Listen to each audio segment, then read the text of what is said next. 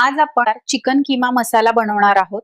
यासाठी आपण 500 ग्रॅम ताजे चिकन कीमा, 3 मध्यम कांदे, 2 टोमॅटो, आले लसूण पेस्ट आणि सुगंधी मसाले घेणार आहोत। सुरुवातीला कढईत 3 टेबलस्पून तेल गरम करा। तेल गरम झाल्यावर त्यात 1 टीस्पून जिरे आणि 1 तमालपत्र घाला। जिरे तडतडू लागले की आता त्यात 3 बारीक चिरलेले कांदे घाला।